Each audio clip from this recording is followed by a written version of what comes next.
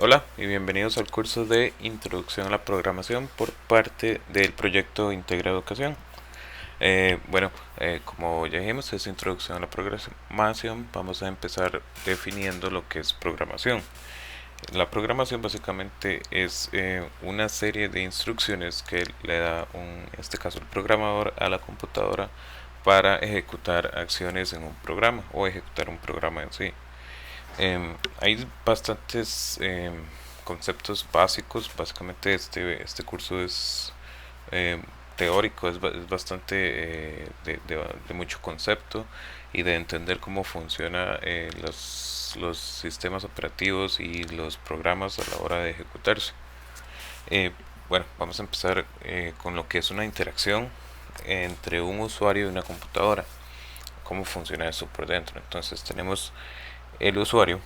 El usuario va a estar ingresando por medio de los controles que tiene hacia una computadora, llámese un mouse, puede ser un teclado, ahora autorreconocimiento facial, muchísimas entradas tienen los dispositivos para mandar instrucciones a los sistemas operativos. Entonces acá es donde entra el sistema operativo. El sistema operativo es el que hace correr un programa en cualquier dispositivo electrónico. Por ejemplo, tenemos lo que es Windows, lo que es Linux, Mac, en el caso de las computadoras. Tenemos lo que es para el sistema operativo para los iPhones, el Android. Entonces todos esos sistemas operativos van a estar corriendo nuestros programas. Acá va a entrar un compilador.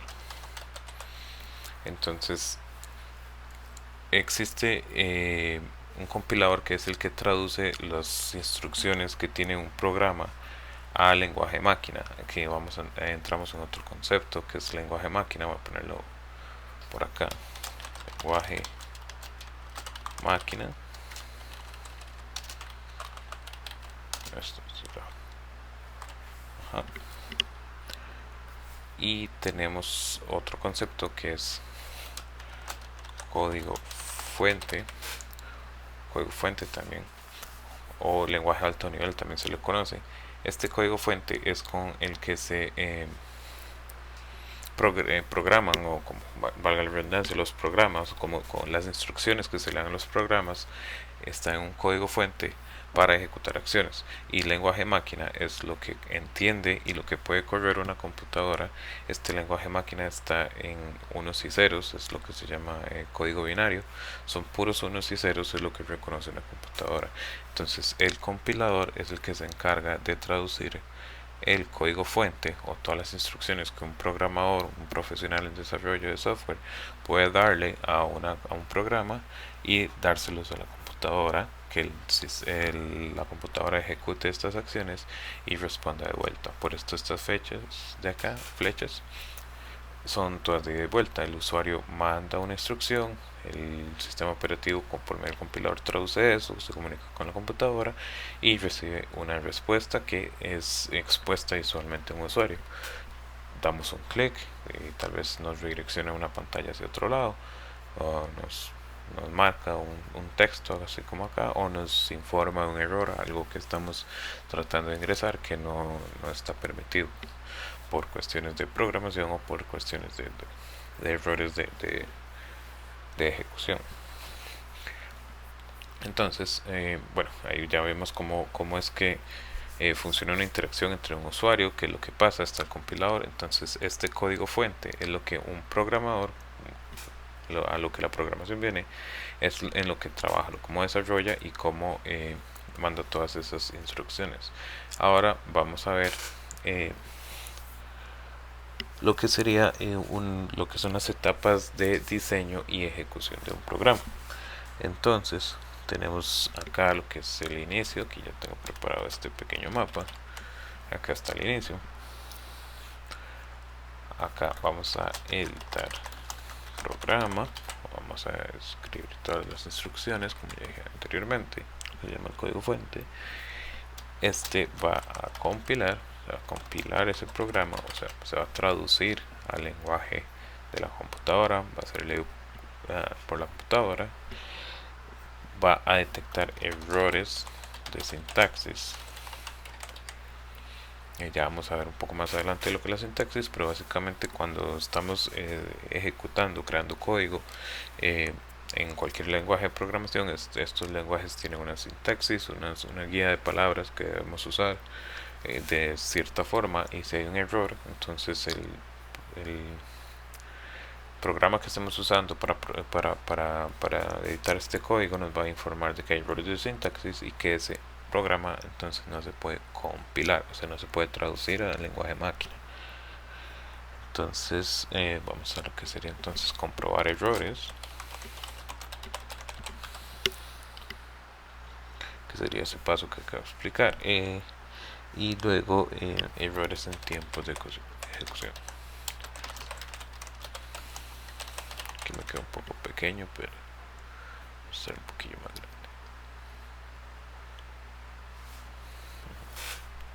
Y aquí está el fin. Estas flechas de acá significa si todo sale bien, debería seguir esta línea, y si hay errores de sintaxis o errores de tiempo de ejecución, tiene que volver a lo que es la edición del programa. Esto sería, como expliqué anteriormente, si hay errores de sintaxis, es que si algo está mal escrito, no se puede compilar, entonces vamos a tener que volver a editar, o que ya el programa compiló, entró, pero tal vez está tratando de guardar un archivo y había un error ahí de programación, algo que la computadora no soportó, y va a tirar un error en tiempo de ejecución, y es ahí cuando un programa tal vez se cierra abruptamente cuando está ejecutándose. Entonces ahí es cuando un programador detecta un error en tiempo de ejecución, tiene que volver a editar el programa.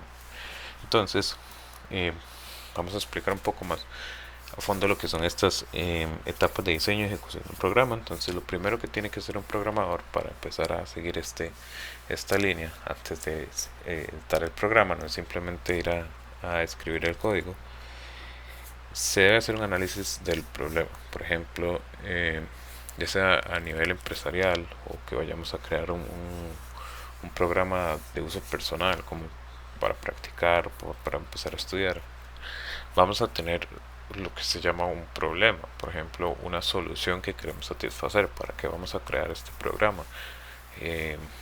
Voy a crear un programa que tome todos los videos de mi computadora y me haga un tipo Netflix personal, usando los videos que yo tengo guardados en mi computadora, o tal vez con mi música. Voy a hacer un programa que me lleve mis finanzas, voy a hacer una página que administre mi pequeño negocio, o etcétera, etcétera. Entonces vamos a tener un problema, vamos a tener que plantear una solución. Vamos con el primer ejemplo, un programa que me muestre mis videos y me haga un tipo Netflix. Entonces, ¿qué necesito? Quiero tener el programa con una clave de usuario para que sea algo privado. Quiero agrupar los videos de qué forma, depende del contenido que le vaya a ingresar. Por ejemplo, si son videos personales, quiero agruparlos por mis amigos, mi familia, etcétera, mis mascotas. Entonces ahí empieza a surgir problemas y soluciones a crear, cómo empezar a plantear el problema. Y eso es lo que se tiene que hacer: primero analizar, saber qué es lo que se quiere y qué es lo que se va a hacer. Después de eso se empieza a diseñar lo que es un algoritmo. Entonces, por ejemplo, para diseñar un algoritmo podemos decir, yo necesito un programa que me diga, ok, ingreso a una página, veo una caja de texto que necesita un nombre de usuario, otra caja de texto que necesita un password, y que valide si eso existe en una base de datos y me responda si es válido o si es incorrecto, y me muestre un error en rojo si es incorrecto, o me permite ingresar a una nueva página. Entonces esos ya empieza ahí a surgir ideas de cómo empezar a programar, cómo empezar a digitar estas instrucciones, y empezamos a diseñar algoritmos. Una forma muy común de programar es modularizar, como se dice, los problemas a grandes rasgos en un programa. Por ejemplo, esta parte que acabo de explicar, lo que sería una página para ingresar, sería un módulo, por ejemplo, de ingreso de usuario o un módulo de autenticación. Podría crear otro módulo donde se vean mis videos y un tercer módulo donde estén mis opciones personales de configuración. Entonces, un gran programa se empieza a separar en pequeños módulos y se empieza a trabajar en pequeñas partes y se empieza a armar todo desde sus bases hasta tener ya un gran programa conjunto. Una vez que tengamos clara la idea, el algoritmo que queremos crear, empezamos con lo que es la codificación, que sería acá donde empieza uno a editar el programa. Una vez que se hace eso, viene lo que es, como ya dije, la traducción, lo que haría el compilador. Traduce lo que escribimos en código fuente o lenguaje avanzado. Un lenguaje avanzado significa que es capaz de ser entendido por el humano. Y este se transforma en código máquina. Si todo pasa bien, viene lo que es la compilación y luego la ejecución y verificación. Una vez que tenemos nuestro programa corriendo, por ejemplo, digamos que creamos justamente este programa que estoy usando acá para crear esquemas, necesitamos hacer como una verificación de errores. Por ejemplo, si yo abro aquí lo que dice file, empiezo a crear y aquí sin new, digamos esto es archivo nuevo. Si voy a crear un nuevo archivo, toco en nuevo y espero ver una nueva pantalla. Entonces empiezo a probar que mi programa funcione de acuerdo como yo lo estoy creando. Una vez de ahí surgen lo que se llaman bugs, por ejemplo. Tal vez yo creo una nueva, pero cuando la creo no la creo correctamente, se abre y se cierra. Entonces existe lo que se llama un pequeño bug, que es un pequeño que necesita una corrección. El programa funciona, llega hasta cierto punto, pero hay un pequeño fallo que necesita ser corregido para que el programa funcione adecuadamente.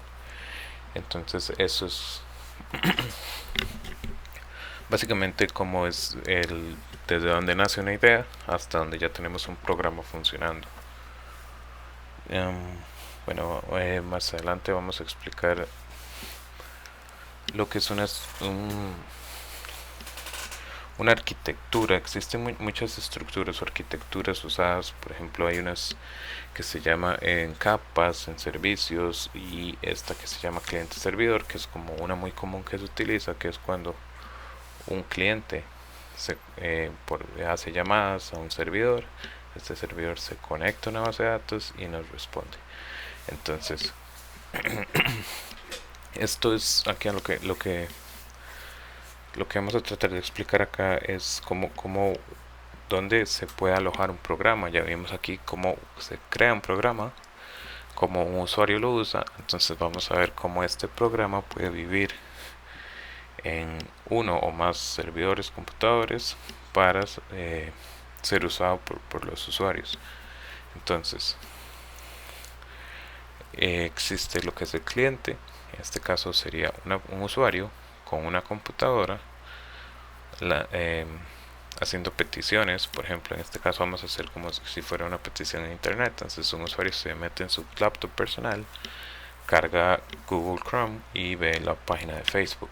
Entonces eso ya aquí es donde se crea un cliente. Ese usuario está descargando en su navegador, ya sea Chrome, ya sea Firefox, un código que fue creado para que se aloje ahí en el navegador, corra ahí y esté listo para hacer estas llamadas. Luego existe lo que es un servidor. Por ejemplo, la empresa, vamos a seguir con el ejemplo de Facebook, la empresa Facebook tiene servidores que están escuchando todas estas peticiones. Cuando vamos a intentar ingresar a nuestra página de Facebook, mandamos una petición al servidor de Facebook. Esto se hace por internet. También a nivel técnico se le llama HTTP petición, una petición HTTP o HTTP request, como se dice en inglés. ¿Qué es lo que hacemos cuando ingresamos a una página web? Cuando ingresamos a una página web, hacemos una llamada a una dirección que es una empresa. Por ejemplo, aquí es Google. aquí estamos yendo a esa dirección de Google y Google descarga toda esta página que crearon ellos con el logo, con los botones, todo esto.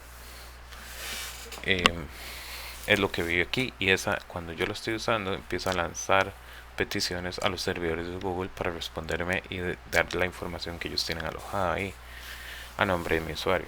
Y también existe una base de datos que es la que almacena la información en sí. Entonces el cliente, vamos a poner aquí más texto, sería un navegador de internet, una aplicación móvil, por ejemplo, puede ser el servidor, que es esos computadores que tienen el Facebook allá en su espacio físico, o también existe ahora lo que es la nube, que se encarga de la lógica de la empresa. Entonces viene el cliente con su navegador, ingresa a la página de Facebook, aquí se descarga Facebook, inician las llamadas HTTP, la lógica de la empresa entonces recibe lo que yo ingreso, por ejemplo el nombre de usuario y la contraseña que yo le mandé. Este servidor se encarga por medio de programación, todo esto es por medio de programación obviamente, siempre hay un programa aquí corriendo, aquí otro programa corriendo, recibiendo esas llamadas.